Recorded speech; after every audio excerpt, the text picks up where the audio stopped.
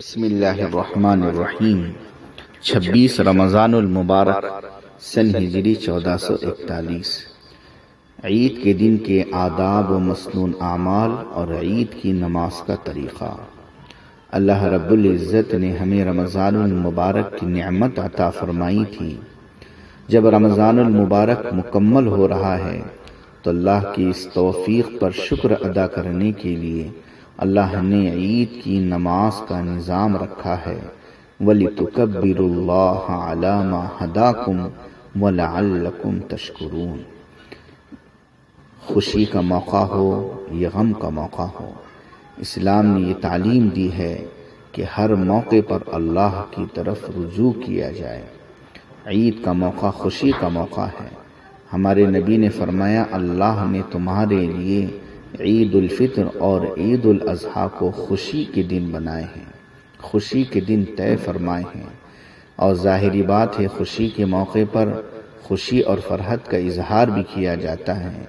اسلامی مزاج کے مطابق خوشی کے موقع پر اظہار خوشی کا سب سے بہتر طریقہ یہ ہے کہ اللہ کی بارگاہ میں حاضر ہو کر نماز ادا کی جائے۔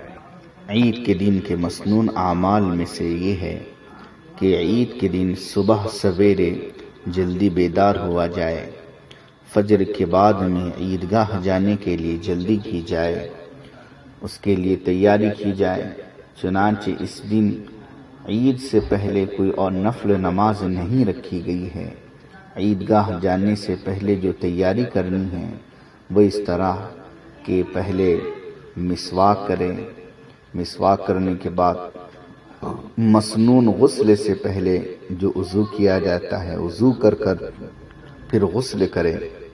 غسل کرنے کے بعد ہمارے پاس جو موجود کپڑے ہیں ان میں جو سب سے اچھا لباس ہے وہ پہنیں۔ یہ ضروری نہیں ہے کہ نیا لباس ہو، جو کپڑے ہمارے پاس موجود ہیں ان میں جو سب سے اچھا لباس ہے وہ ہم پہنیں۔ اس کے بعد میں اس پر خوشبو لگائے، اور عیدگاہ جانے کے سے پہلے عید الفطر میں مستحب یہ ہے کہ کوئی میٹھی چیز کھا کر عیدگاہ جائے۔ جاتے ہوئے الگ راستے سے جائے، واپسی الگ راستے سے ہو، راستے میں تکبیر تشریق زبان پر ہو۔ فرق یہ ہے عید الفطر میں آہستہ اور عید الاضحیٰ میں آواز سے یہ تکبیر کہی جائے۔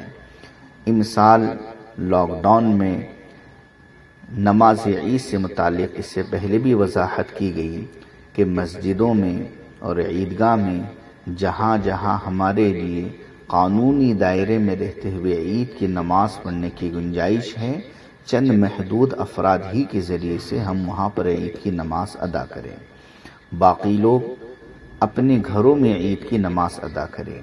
عید کی نماز ادا کرنے کے لیے ضروری یہ ہے کہ امام کے علاوہ مرد مقتدی حضرات کم از کم 3 ہوں۔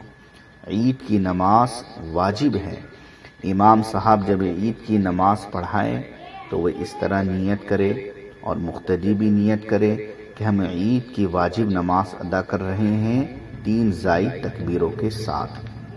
عید کی نماز کا طریقہ یہ ہے کہ نیت کرنے کے بعد امام صاحب اللہ اکبر جب کہہ دیں، مقتدی بھی اللہ اکبر کہہ کر ہاتھ باندھ لیں، ثنا پڑھی جائے، سبحانک اللہم وبحمدک وتبارک اسمک وتعالی جدک ولا الہ غیرک۔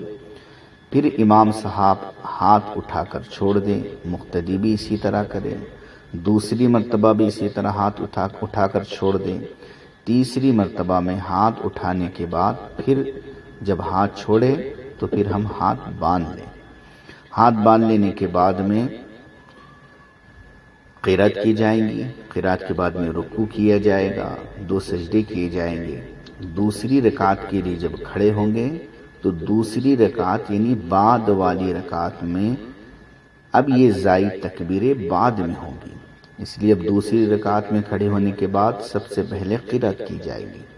قرات سے فارغ ہونے کے بعد میں پھر 3 مرتبہ ہاتھ اٹھا کر چھوڑ دیں گے۔ چوتھی جو تکبیر کہی جائے گی، چوتھی تکبیر میں رکوع میں چلے جائیں گے۔ آسان یاد رکھنے کے لیے ایک ہم نقطہ یاد رکھ سکتے ہیں یہ زائد تکبیریں پہلی رکعت میں پہلے ہیں اور بعد کی رکعت میں بعد میں ہیں، یعنی پہلی رکعت میں یہ زائد تکبیریں قرات سے پہلے ہیں اور بعد والی رکعت میں قرات کے بعد ہیں۔ اس کے بعد میں جب نماز مکمل ہو جائیں گی، امام صاحب خطبہ دیں گے، خطبہ دیا جائے گا۔ 2 خطبے ہیں، عام طور پر آج کل واٹس ایپ پر وہ خطبے مل رہے ہیں، تو بہرحال خطبہ بھی دیں گے۔ یہ خطبہ دینا مسنون ہے، لیکن جب بھی خطبہ دیا جائے گا تو خطبے کا سننا واجب ہے۔ گھروں میں عورتیں پردے کے اہتمام کے ساتھ مردوں کے ساتھ میں عید کی نماز ادا کر لیں، اور بالفرض اگر 3 بالغ مقتدی امام صاحب کے پیچھے میسر نہ ہو، ایسا کوئی انتظام نہ ہو سکے، کوئی تنہا آدمی ہو یا بہرحال جماعت کا انتظام نہ ہو سکے، تو اپنے گھروں ہی میں انفرادی طور پر 2 یا 4 رکعت چاشت کی نماز ادا کر لیں۔ اللہ رب العزت سے دعا ہے کہ اللہ تعالیٰ اس عید کو ہمارے لیے خیر و برکت کا ذریعہ فرمائیں، اور اللہ تعالیٰ عید کی برکتوں سے، رمضان المبارک کی برکتوں سے ان حالات کو بہتر فرمائیں، ہماری نمازوں، دعاؤں، عبادتوں کو قبول فرمائیں۔ وآخر دعوانا الحمد للہ رب العالمین۔